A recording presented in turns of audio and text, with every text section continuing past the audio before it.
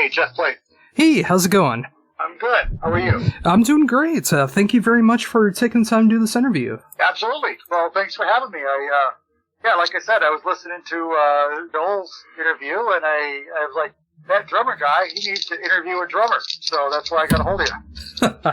And I'm very thankful for it, too. I mean, being a longtime fan of the work that you've been a part of, I mean, such a legendary resume that you're a part of. I mean, it's great to be able to talk to you and talk about this amazing new album, a debut album, no less, with Alta and Mother's Day, just coming out almost a month ago now. I mean, it's great to see that this album saw the light of day in 2021. Well, it's... Yes, and I agree, and thank you for the good words and everything. It's obviously, something I've been thinking about doing and kind of mentally preparing for a number of years, but I really started, to put this thing together about 2 years ago. And Tommy Cook, my guitar player and vocalist, and Kevin McCarthy, my bassist, the three of us really just started hammering out some of these ideas and some of these old riffs that I was using and whatnot. And then, obviously a year ago, COVID came along and, it gave us every reason to do nothing but this record. So we had a good, opportunity to really focus on it and get it done. Oh, definitely. I mean, there's so many downsides to what's going on in the world right now, but that is absolutely one of the positives that can happen in the music world is that if you have any projects, if you have any songs that you want to be able to get out there, any kind of music or anything, I mean, you're given the time to be able to start working on that stuff. And, with that happening, it's all the more reason I'm thankful this album was able to see the light of day because I love what's going on here. I mean, I just love seeing this great melodic display that you've always been known for with all the bands that you've been a part of, but being able to have this new kind of twinge to it that just shows what you've done in the past and where the band can go in the future. Oh, very cool. So have you had an opportunity to listen to the entire record? Yes, I have. Cool. Well, here again, thank you for the good words. Story behind this is this began back in Boston, around 1990. I was working with Zach Stevens, who vocalist for Sabotage and SO and Circle to Circle, with a guitarist named Matt Leff, and we had a band called Wicked Witch, progressive melodic metal band, and we did quite well for ourselves out in the New England area. Then Nirvana came along and completely derailed everything in that scene. But Zach also moved on to become the lead vocalist in Sabotage. So while we were rehearsing and writing songs and jamming and stuff, I used to record everything on a cassette deck, and I had a primitive little boarding set up, a couple 8-channel boards and a cassette deck and a reverb unit, basically. And I've got literally like 25 90-minute cassettes just full of us playing, whether it was an impromptu jam, whether it was just a riff Matt was playing, whether it was a song we were working on. I basically recorded everything. And several years ago, I realized tapes were all starting to deteriorate because they're literally 30 years old, and I began digitizing a lot of these ideas. And while I was doing this, I reached out to Matt Leff, who unfortunately at the time had come down with cancer, succumbed to cancer a little over a year ago. And so anyhow, I had talked to Matt about using some of these riffs, and he basically gave me the green light to do so. Fast forward ahead to finally, realizing if I'm going to make a project, if I want to do a project that's me, I better get at this because I am not getting any younger. And, it was just the opportunity presented itself in that respect, but also to the availability of Tommy Cook, my guitar player. And him and I got together and started working on some of these old riffs, and he really got it. Was able to figure out what Matt was playing, recreate some of it, and then also interpret some of it. Because here again, these cassette tapes they may have been a little distorted to begin with, but some of them were literally hard to decipher. And so the sound, that's where the sound began. But then, like I said, along with Tommy and Kevin McCarthy, we just started writing material to fit some of these riffs, which led to us writing our own material and our own songs. So all in Alta Rain, even though it comes from several different sources, it really does sound like one complete project, beginning to end. And as far as my past and my influences, I really did not try to sound like anything. No, once we got writing and demoing up some of these songs and listening back, it's like, wow, this is really, really cool. So that really gave us the direction. It was ourselves, so to speak, in just really, really trying to fine tune what we were doing in the rehearsal room. And that's such an important way to be able to go about it. I mean, especially if you want to be happy with the music that you're doing too. I mean, when you have no preconceived notions going into it, and when you're doing a style like this, when you can have no preconceived notions and you just want to go in, decipher riffs from the past, see what you can do with them, what you want to be able to add and subtract, and being able to go in all these different directions. I mean, whether you're going more in the prog sense, whether it's more AOR, whether it's a little bit of doom towards the end, and melodic all over the place. I mean, it's great to be able to see like all these different styles coming together and sounding so focused together, whether it was riffs written 30 years ago or something that was just written for this record. And what's really kind of ironic, just how upside down the music industry is anymore. Where most, recordings, it used to be, you make money off selling records, then you went on tour. Well, now when you make a record, you literally don't make any money, and you hope to be able to get out on the road and sell some t-shirts and at least pay for the expense of making the record. So in that sense, Rat Pack Records is the label that I went with, because I know Joe O'Brien, president of the label.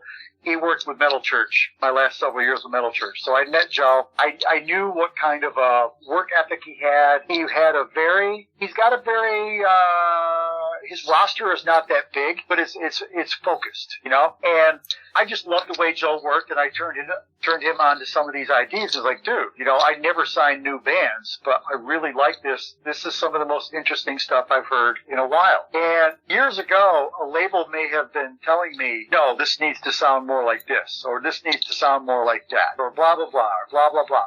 This was really, myself taking the lead with producing and arranging and everything, but the band really just listening to what we were doing and saying, it needs something here, or that's a little too much there, or, guys, vocally, I could hear more harmony in this part, et cetera, et cetera. We were just able to create this, I don't want to say on the fly, because it was a process. It took us a while to really fine tune this whole thing. But we were creating and producing this project to our ears and what we liked. It wasn't like, for instance, the song Always is such a beautiful melodic song, as far as a ballad, it's a tearjerker. It's great. But that alongside the song Ride, like you mentioned, a little bit of doom at the end of the song, it all fits together. And we were not afraid of doing that. And it wasn't like it was intentional. And we were not trying to be prog or whatever for the sake of being prog. We were just coming up with parts. And a lot of times it was me sitting downstairs listening to these things over and over and over and over and getting a hold of Tommy and saying, dude, I think the guitar should do this right here, or Jane Mangini on keyboards. Can you send me something that sounds like this? It just really it all fit together so well. It was obviously my thing. I started this. I wanted this to be my project. But the other guys, they all took everything that I was writing and thinking and took it to heart, played it like it was their own, and I think it really shows on the record. Oh, I completely agree, and I can hear that throughout it too. I love the fact that you had so much reign over what you wanted this album to truly be, but there is the room where they do get to show themselves off as well throughout the rest of the album. The vocals are just so awesome on here. I love the riffs that are going on. The bass fits so well, and of course the keyboards. The keyboards just sound incredible on this, and having that all together with your vision on there, and just seeing that everyone had the same goals for this album and just want to be able to have that vision in there. That's what really makes this a varied album, but very cohesive together, and it's so great to hear that. Well, thank you very much. I told these guys, once we got rolling on this, I just said, who knows where this is going to go? And at the end of the day, we're going to make a record that we're all proud of, and that's what we're shooting for. And the first songs that I took to my engineer, Joe Clapp, and then we mixed songs. I knew when I got those mixes that we had something, because I was like, this just sounds great. And not only do I think it sounds great, I think it's very hooky. I think it speaks to a lot of people lyrically. But you just mentioned the vocals. I mean, Tommy Cook and Colin Holloway on vocals sound fantastic. Kevin McCarthy and Zach Hamilton contributing, harmony vocals and such. It just sounds so good. And these guys I have known for quite a while. I was actually doing a cover band with Tommy and Colin and Zach. And at the time, we were doing a bunch of Van Halen and Def Leppard and this kind of stuff. And I was like, these guys sing really well together. I really need to take this, and I want to capitalize on this and utilize this on this record. And whenever I had anybody up to work on vocals, we just tried everything we could think of, layering this, layering that, double this, harmony that. They were also open-minded to just try a lot of things. And, the end result is we had a lot of stuff to choose from, and the end result is just sorting all that out and choosing what was best. And thinking about that as well, too, I mean, obviously with Mother's Day being out almost a month now, and it's great to see that it did come out on a label such as Rat Pack. But, with that mentioning there, I mean, being able to take the best parts of the songs, putting them together and making this album, was there any leftover material that you would want to see come out in the future? Well, there is. There is a whole, we are basically writing second album right now, and I've got at least 10 really, really strong ideas, another handful of ideas that we just need to develop. So it's going to be basically the same process as we did on the first record. Once we got Immortal and Always, Immortal, Always, and Passage were the last three pieces that were written, and we basically had gotten to a point where, like, guys, we need a couple more things to finish the record, and we didn't try to write 20 songs and then pick the best 13. We basically wrote songs and made them the best they could be, and then we worked on the other one. Then we worked on the next one. That's kind of, even though a bunch of the songs were being written at the same time and a lot of stuff was in play, we weren't thinking of, let's just come up with a whole bunch of ideas. Let's just take these ideas and make them as good as they can possibly be. I wanted to have 12 or 13 songs, and that was the focus. So there is another bonus track that I'm waiting on a mix right now, and I'm not going to say anything more about it, but it's a cover song. It's really, really cool, and so that will be coming out here at some point in the fairly near future. But as far as the material for the next record, this is all basically starting, just the way we did with the other one. Here's the riffs, here's some ideas, here's some lyrics, here's some, here's what I'm thinking about this and that. Jane and Tommy and Kevin have all contributed musical parts already, so a lot of it's just mixing and matching and, coming up with the right combination. Oh, totally. And, it's just, that's so incredible to see that that's continuing on the way that it is. I mean, first up, I can't wait to hear that cover that will be coming out eventually. I mean, I'm excited to see what it'll be, what it'll sound like, and all of that. But the fact that the chemistry is working so well together that you're already working on the next album, and that got me so excited when I was listening to this album. It was just like, I really hope this isn't just a one-off, because I can see the band being able to progress further, maybe being able to hit different dynamics and still having that core sound going on with it. So I'm very happy to see that is continuing onward. Sure, thank you. I mean, there was a conversation that I had with Joel O'Brien when he decided to take this project on. He says, "So is this going to be a one and done, or do you plan on doing another one?" I said, "Well, we definitely going to do another one. Like, I already have enough ideas to start the second one. So let's get this first one out there and just make it as good as we possibly can. Your first impression, obviously, is so important, and I think we've made a very good impression. The response, the reaction, the reviews, everything has been really, really cool up to this point. So I'm very happy with that." Oh, fantastic. And, thinking about it more as well, too, again, just seeing what's working and, being able to progress with that. I mean, I obviously got to ask about this. I mean, with you being such a drummer and musician that I've played on so many of my favorite albums and favorite songs, I gotta know, like, what were you thinking when it came into a setup for this band? Like, did you think of anything, like, in the particulars of what you wanted in your drum setup? You mean as far as the kit or the sound or? Oh, like all of it, like the drums, the cymbals, the sound that you're going to get. Like, was there a lot of thought that went into it, or did you just go with it? I just kind of went with it. I mean, I've been basically playing the same setup now for, 30 years, with Sabotage, with Metal Church, obviously TSL, I've got like way more cymbals than I need, but it's awesome. It makes sense in TSL up on that huge stage. But, I've kind of developed my own style over the years. I do have a sound, I guess.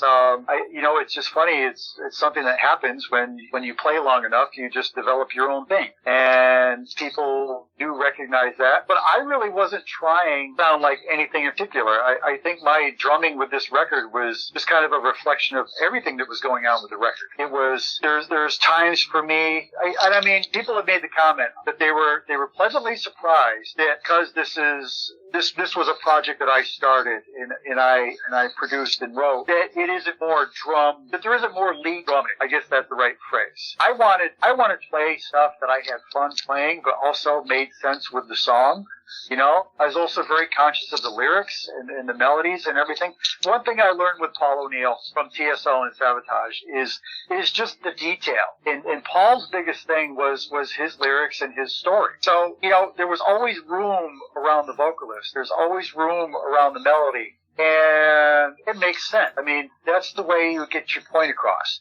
And I was trying to be very conscious of that too. It's like, wow, I could throw in this drum fill in this part right here, but it's not necessary. There's other things going on here that are more important than that. That being said, when the opportunity was there for me to pull something off, I tried to create something that was really cool and fun and hopefully, pleasing to the ears as far as the person listening to the song. But I just tried to be very, very conscious of the song, and everybody has their chance to shine on this record. I mean, no doubt. Tommy Cook does some amazing solos along with Jane Mangini. Kevin's bass playing really stands out in a number of different spots. But there's also spots too where everybody laid back. You let the vocalist do their thing. You let the lyrics, you let the melody shine. And, and that's the way we approached this. But, we weren't playing a lot of notes and doing a lot of fills just for the sake of doing it. Everything really had a purpose on this.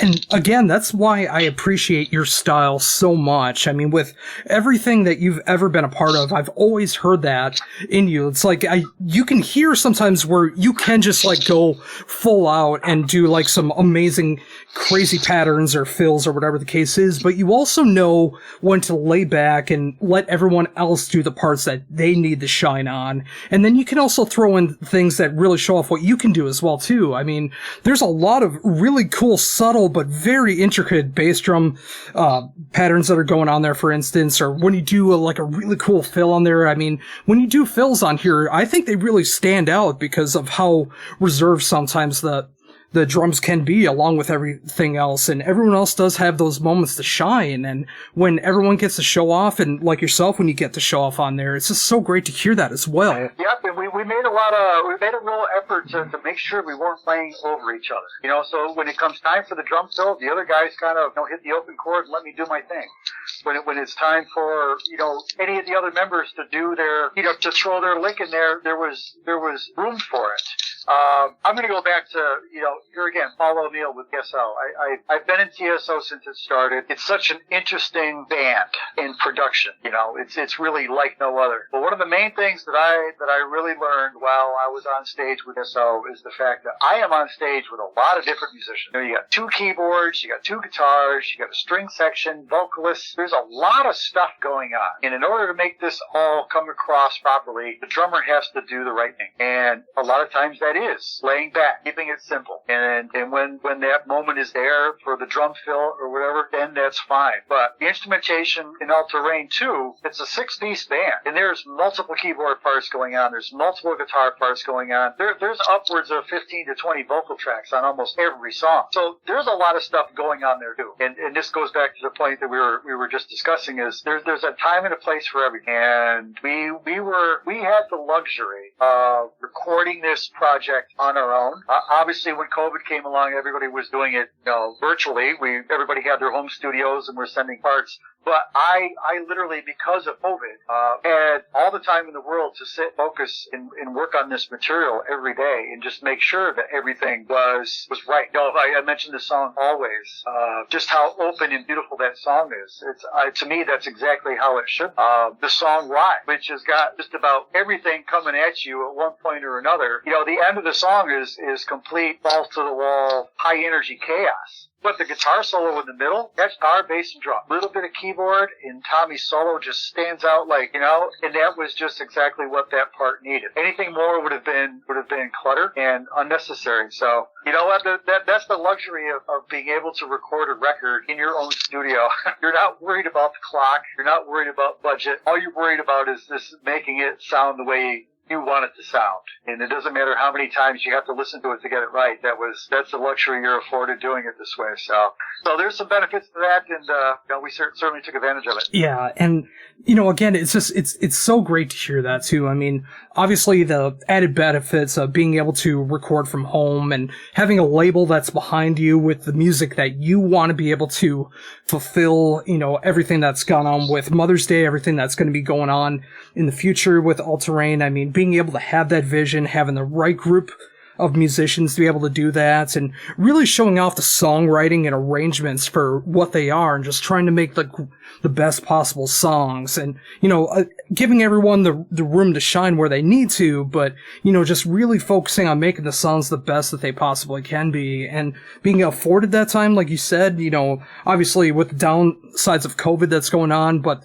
the upside of something like this, being able to have that time to really be able to not have to worry about other schedules of other bands and tourings, but being able to just focus on this album and do what you need to do, really made it for its benefit, because everything from the production to the songwriting to everyone that you got involved is just top notch, and I only see the band getting bigger and better from here on out. Oh, thank you very much.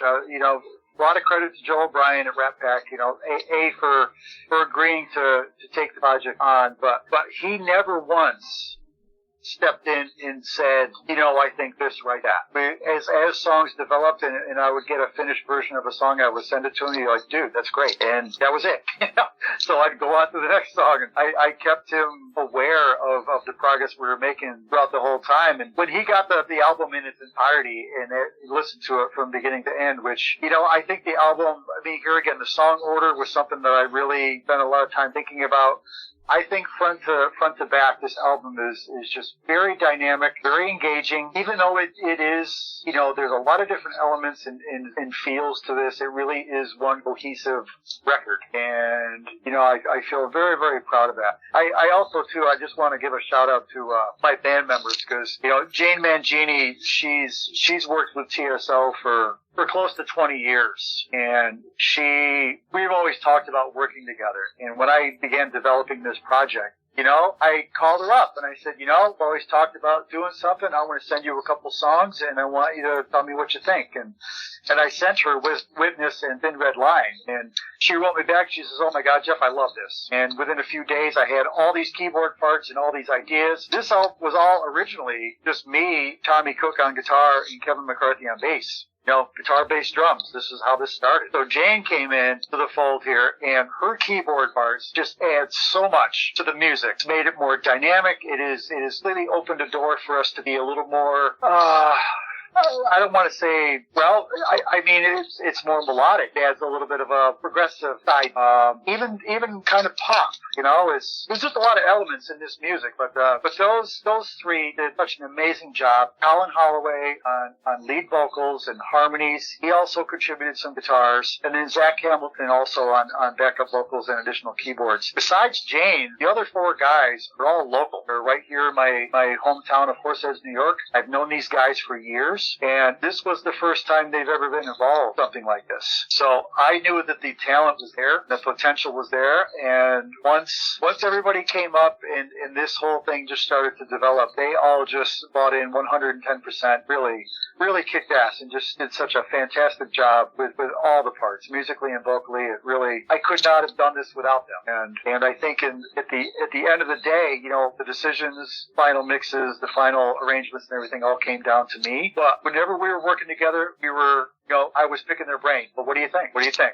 Is this good? Is this bad? Should we this? Should we that? And everybody was just always so open to try any idea and also to throw any idea in there that may or may not stick. But I gave them all the opportunity to do that. And it really made the record, and everybody's just really proud of what they've done. And it really does show that talent really is everywhere. I mean, it doesn't matter if it's someone that's been touring for decades and been a part of huge bands, or someone who's never been a part of a project like this before and being able to record something like this for the first time. I mean, if you have that musical chemistry, if you know what they're capable of and where they can progress, and, just being able to work with them and be able to create a final product just like Mother's Day has shown. I mean, being able to have this great collective of musicians being able to work together to have your vision flow through. It's just incredible to see what people can do in something like this. And I can't say it enough, like, what I do love about this album. Like you've mentioned before, I mean, like, the track list really has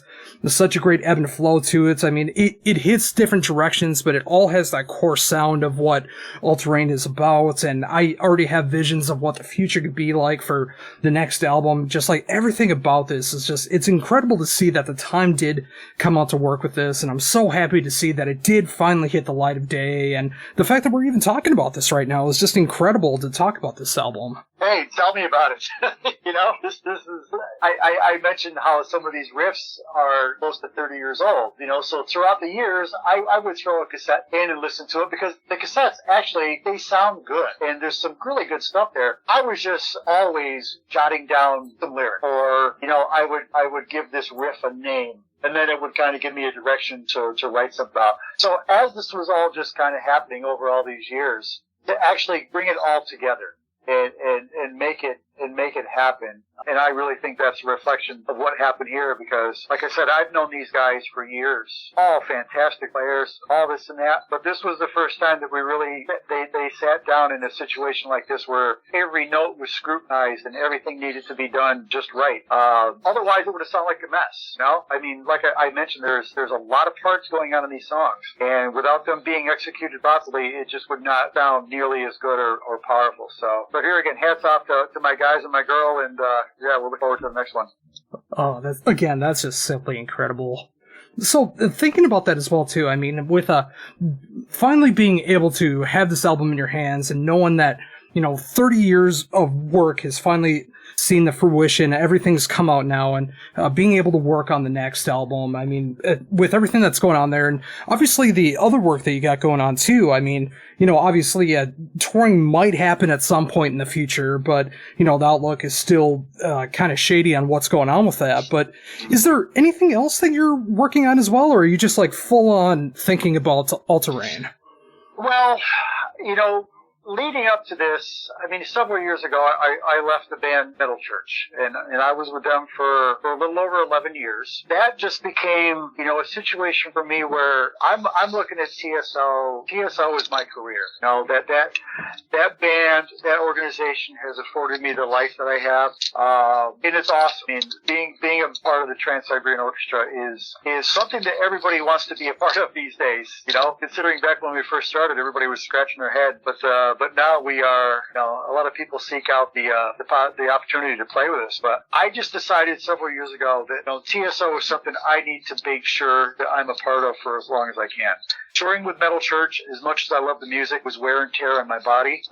Financially, it was okay, but it was something too where I could home, kind of make up for it, and also be closer to my family. So there was a lot of factors in that, and I realized that I have the right pull and the right opportunity to continue with this. That's what I'm going to do, and that's really, aside from ESO tour, which we all certainly hope that things get straightened out, we can get back to work this year. Writing the next Alta Reign record is the main focus behind that. that. So that's really what's going on in my world. I very excited about All Terrain, and just the fact that this became a reality, and I realized that, wow, I can do this, and here's proof of it. And not only can I do this, I think I can do this well. And, I've already said it many times, but just to have the right people in my camp to help me do this is so important, and I just want to take advantage of this while everybody's still on board. I mean, being able to help new generations, new and old, being able to play drums and being able to be better at music, being able to have a band of your own creation like All Terrain, being able to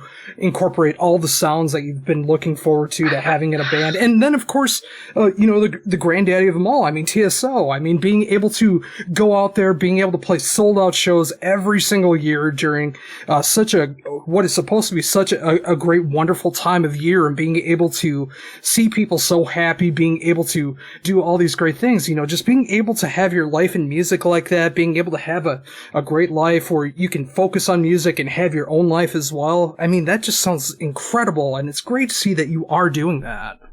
Well, thank you very much. It's taken a lot of work, a lot of years. Being a part of Trans-Siberian Orchestra is something that is so special. I am so proud of. I feel so fortunate all at the same time. I know that we all do. But to be part of TSO, and every night I go on that stage, I just look around. I look around at the production and the size of what we do, and I just every night go, man, I can't believe I'm doing this. It is so cool.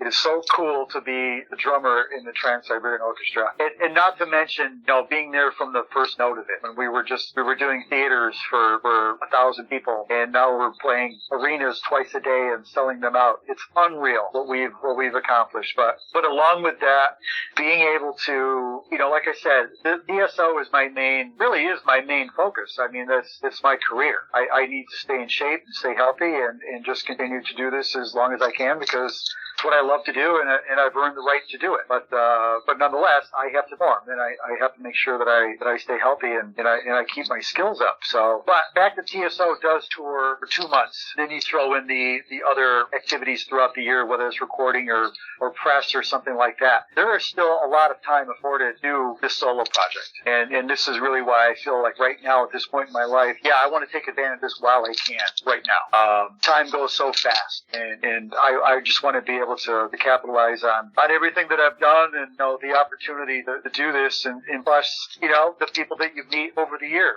my management, the record label, the people at Live Nation.